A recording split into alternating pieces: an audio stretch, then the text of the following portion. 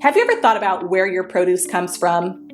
Most grocery chains receive produce from various local and national farmers. In fact, there are about 3.4 million farmers in the United States today. But of that staggering number, only 45,000 are Black farmers.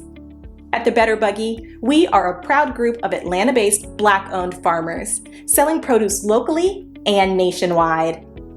Our easy-to-navigate online platform makes it easy for you to make a one-time purchase or to simplify your life by subscribing to our weekly produce box. Whichever frequency you choose, you can order with confidence, knowing you'll receive 100% organic farm-fresh produce.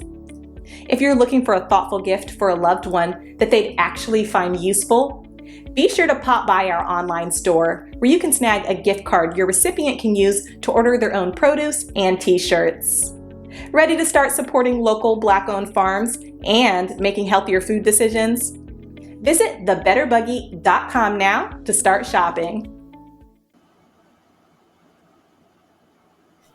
Ladies and gentlemen, the worker shortage is actually getting worse in America.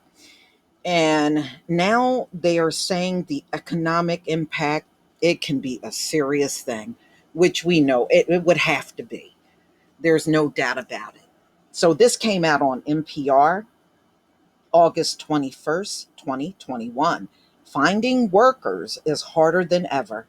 The economic impact could be significant. I'm going to go ahead and play this audio for you from NPR. Support for NPR comes from the Corporation for Public Broadcasting, a private corporation funded by the American people. Some Americans are buying more and spending more freely now, but millions of people who were working before the pandemic aren't yet back on the job. So restaurants have to limit hours, factories are taking longer to fill orders, and that means some companies are missing out on business, NPR's Scott Horsley reports. Like a lot of employers, Dean Burrows is looking for help these days. Burrows runs a precision gear manufacturing business in Syracuse, New York. Over the last year and a half, a number of his experienced machinists have walked out the door. Many of our employee owners have decided through the pandemic that life is too short and it would be better for them to retire earlier than they had planned. Finding replacements has not been easy. A lot of other factories in Syracuse are also trying to hire right now, and Amazon's about to open a giant new warehouse nearby. We're not just competing against other manufacturers, we're competing against the McDonald's, the Amazon. So it becomes challenging to try to position yourself as a company that people want to come to work for. Burrows has boosted wages by about 20%, and he's offering to train less experienced workers. Still, it's a struggle to find people, especially for the second shift, which stretches till 3 a.m. Because of that, Burrows has been telling customers they might have to wait longer for the specialty gears his company makes for cars, oil field pumps, and medical devices. He's even turned down some orders out of concern he won't be able to deliver. We don't want to risk our reputation because we can't find employees to be able to produce the product. Ann Bonensegna knows the feeling. She's the co-owner of an eating and event space in Columbus, Ohio. And she's had to say no to some wedding parties and bridal showers because she can't hire enough servers and bartenders. It's sad and it's disappointing, especially, after sitting empty for so long. Before the pandemic, Bonensegna says she used to have lots of job applicants to choose from. Now, the few people who do apply often don't show up for an interview. I've had lots of conversations with colleagues, and we just say, where did they go? How did they become independently wealthy during the pandemic? People who would normally function as bartenders, it feels to me like they're all out there going to festivals and traveling the country and, living out their passions and stuff. That's probably a stretch, but the pandemic has changed the way a lot of people think about work. A Washington Post poll this summer found nearly 1 out of 3 workers under the age of 40 reconsidering their careers. People have been quitting low-wage jobs in restaurants and retail at especially high rates. Some economists are not bothered by that. They say eventually those workers are likely to find better jobs where they're happier and more productive. In the meantime, though, the large number of unfilled jobs is weighing on the broader economy. Businesses can't sell as much if they don't have workers to either make those goods, provide those services. Economist Sarah House of Wells Fargo says if short staffing forces one restaurant to close its doors on Mondays, for example, customers might just go down the street to another dining spot. But when labor shortages are widespread, some spending is lost for good. I'll give you a personal example. I was going to take my kid to the local amusement park until I talked to a friend and heard that the lines were so long because they had one worker operating 2 rides because they couldn't find enough staff. So we skipped that trip, and that's money that we didn't spend elsewhere.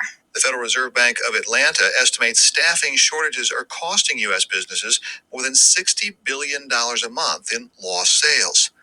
Some of that business could be recovered once more people come back to work, and many forecasters were expecting that to happen this fall as vaccination rates rise, supplemental unemployment benefits run out, and schools reopen, offering relief to working parents.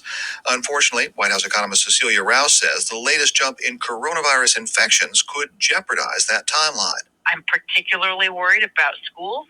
If schools are not able to open robustly and to stay open, it'll make it very difficult for caretakers to rejoin the workforce. In the meantime, small businesses in particular will continue to struggle. Ann Bonensegno worries about burnout for her stretched-thin kitchen staff in Columbus. She's pleading with her customers to be patient. Staffing levels are not what they were at, so if it takes a little longer to get something, there's a good reason behind it. It's not just people being lazy and not doing their job. Scott Horsley, NPR News, Washington. Wow. Well, this is definitely going to be ongoing. Even The Economist said earlier this year, this worker shortage is probably going to go on long through 2022 and beyond. You know, because each year you're going to have more and more baby boomers retiring, and they're not able to fill a lot of the spots that these folks had worked. So, I mean, this is no laughing matter for America. You know, y'all, this all happened in just a year and a half. You know, just think about that. They took 500 years to build up the society, and it's damn near gone in a year and a half. That says a lot, doesn't it? But y'all, please tell me what you think about this story. You know, I'm not surprised about the worker shortage, and I anticipate they're going to have a difficult time getting people even for the Christmas holiday rush.